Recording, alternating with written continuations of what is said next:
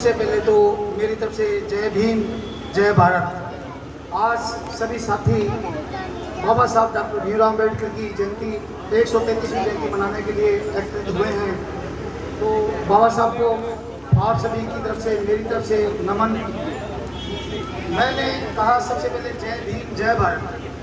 जय भीम तो इसलिए मैंने बोला कि बाबा साहब ने मुझे बोलने का अधिकार दिया, अच्छे कपड़े पहनने का अधिकार दिया, मुझे पढ़ने का अधिकार दिया, हर प्रकार की जितनी भी सुविधाएं बाबा साहब ने दी।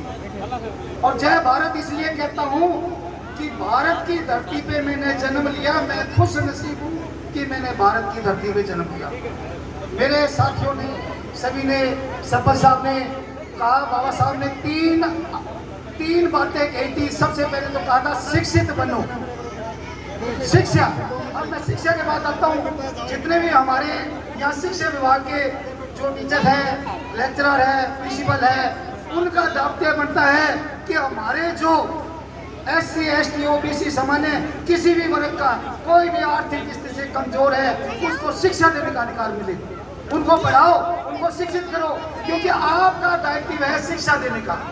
दूसरा बात आता है कि हेल्थ का, कि हमारी जो चिकित्सा है, जो भी मेरे चिकित्सा साथी है, बुजुर्ग है जो हॉस्पिटल साइड में है, तो उनका वजह हमारे जो गरीब आर्थिक स्थिति से कमजोर है उनकी हेल्प करना। अब आता हूँ मैं कानून की। कानून में हमारे जितने भी पुलिस में है, थानेदार है, SP है, DSP है, RS है, IS है, उनका दायित्व बनता है। मैंने एक चीज देखी है, हमारा SC ST OBC बोड़ा है। अब आप कहोगे बोड़ा कैसे है? क्यों बोड़ा मैं इसलिए मानता हूँ, ये नहीं सोचता है कि अगर हम झगड़ा करेंगे तो हम अपने ही पैर काटेंगे।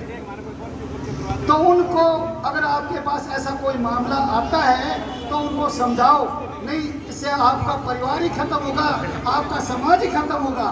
तो आपका दायित्व बनता है कि बाबा साहब ने तो बता दी है, संगठित बनो। और संगठित क्या, कुछ लोग अपने कुछ लाभ के लिए, मतलब कुछ लाभ के लिए हमें आपस में झगड़ा देते हैं और हमें संगठित नहीं होने देते हैं। अब बात आती है संघर्ष की। हम संघर्ष कैसे करेंगे? संघर्ष तब करेंगे जब हम SC ST OBC, यानी पहले तो आता है शिक्षा। शिक्षा के मामले में हम अव्वल होंगे। दूसरा बात है शिक्षा। शिक्षा में हमारा शरीर समझ होगा तो हम संघर्ष करेंगे। तीसरा आती है कानून की व्यवस्था। कानून में जो हमारे प्रतिनिधित्व करते हैं, हमारे जो लोग, उनका दायित्व बनता है कि हमारी उनकी रक्षा करें। बाबा साहब ने तो 74 साल में हमें संविधान बना के दे दिया। अब इस संविधान को कायम रखना किसकी जिम्मेदारी है? हम सबकी, हमारी जिम्मेदारी है कि संविधान को बना के रखें। अगर हम, बाबा साहब ने दिन रात मेहनत करके हमें संविधान बना के दिया और हम सोचते हैं हम तो आज अधिकारी बन गए, हमें क्या लेना? मेरा कहने का मतलब है हमें जातियों में नहीं बढ़ना। आगे हम 6743 जातियों में आगे बढ़ रहे हैं। अब मत बंटो जातियों में। बाबा साहब अगर सोचते हैं कि मैं तो हूँ, मेरे को लाभ मिलता है, सब कुछ है, जैसे अभी हमारे MLA साहब ने कहा था, अगर बाबा साहब सोचते तो भी वो अपना सब कुछ ऐशो आराम से जिंदगी जी लेते। तो बाबा साहब ने ऐसा नहीं सोचा। अब फर्ज बनता है हमारा, तो बाबा साहब ने तो हमें संविधान बना के दिया है, उस संविधान को बचाने का फर्ज किसी और का नहीं है, हमारा, आपका है। जितने हमारे जो संविधान का फायदा लेते हैं उनका फर्ज बनता है कि हमारे संविधान को बना के रखें। क्योंकि अगर हमारा संविधान है तो हमारी आने वाली पीढ़ी वो उनको एक दायित्व मिलेगा, वो एक अच्छे सुरक्षित रह पाएंगे। अब आता है कि आज हमारे जो दायित्व होता है, जो हमारे MLA MP चुन के देते हैं, MLA का फर्ज होता है विधानसभा में हम सब लोगों की आवाज को उठाना, और MP का दायित्व होता है लोकसभा में हमारी आवाज उठाना, क्योंकि हम सबकी आवाज आप उठाओगे, हम नहीं उठाओ। हमारा फर्ज होता है छोटे लेवल से, जैसे मैंने स्टार्टिंग से बताया, पहले शिक्षा का बताया, न्याय का बताया, विधानसभा का बताया, MP संसद का बताया। तो मेरा सभी से, शिक्षित लोगों से, क्योंकि यहाँ पर जितने भी लोग बैठे हैं शिक्षा विभाग में हैं, या मेरे जैसे कोई ग्रेजुएट पर्सन है या बेरोजगार पर्सन है। और चौथा मैं बात कर रहा हूँ बैंक का, बात करता हूँ मैं बैंक का। बैंक में अधिकारी हैं हमारे SC ST OBC के बहुत से अधिकारी हैं। और जब हम जाते हैं तो बैंक वाले अधिकारी हमारे से करना करते हैं, वो सीधा क्या कहता है, please get out you, I to meet your, मैं हम आपसे मिलना ही नहीं सकते। अरे हमारे एससी के वोटों से तो आप नीचे में बैठे हो और आप हमारे से लोगों से नहीं मिलना चाहते।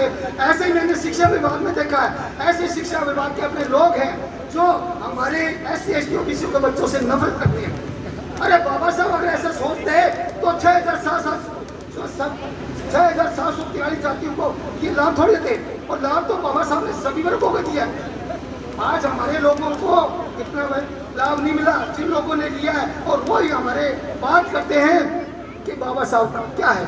अरे बाबा साहब में इतना नॉलेज था, बाबा साहब की जब कमेटी बनी थी तो 7 बंदे थे, तो उनकी ड्यूटी लगाई थी जिसमें 3 बंदे विदेश चले गए और 3 बंदे किसी बहाना कर लिए, और बाबा साहब ने 2 साल 11 महीने 18 दिन में हमें आज बोलने का अधिकार दिया।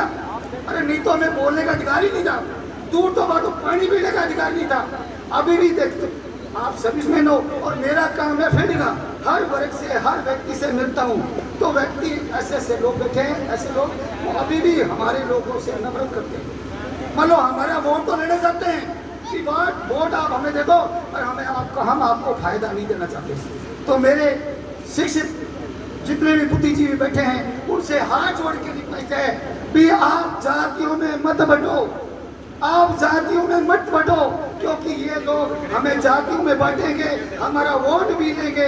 है तो ऐसा काम मत करो, दोबारा ऐसी कंडीशन ना आ जाए कि हमारे पूर्वजों के पीछे झाड़ू हुआ करता था, हांडी हुआ करती थी, मतलब हम बोल नहीं सकते, बोलने का अधिकार मेरे बाबा साहब ने दिया। अब एक बात मेरे सरपंच साहब कहती जी भी बताया था कि नशा, अब नशे में मैं आता हूँ। नशा आज मेरी SC ST OBC गरीब आर्थिक स्थिति कमजोर बच्चे जो 15 से 35 साल के बच्चे नशे की लत में घुसे हुए हैं, आज वो जेलों की कोठरियों में पड़े हैं, उनके बच्चे बर्बाद हो गए। मैं आपसे ये कहता हूँ नशा नाश कर देगा, नशा नाश कर देगा, फिरोगे दाने दाने को, कटोरा हाथ में होगा, कोई नहीं देगा खाने को। मेरे प्रभु जितने भी लोग हैं, आपका फर्ज बनता है मेरी आने वाली पीढ़ी को बचा लो, मेरी आने वाली पीढ़ी को बचा दो, नहीं तो ये हमारी पीढ़ी को ये खत्म कर देंगे। जितने शिक्षा विभाग में है, शिक्षा में है, कानून व्यवस्था में, सभी का दायित्व बनता है। बाबा साहब का आज 74 साल हो गए हमें देश आजाद हुए हैं, बाबा साहब ने आपको संविधान बनाया है, तो संविधान का पालन आपके हाथों में है, आपके हिसाब से हमारे लोगों को न्याय दिलाते हैं। तो मेरी तरफ से जय भीम, जय भारत।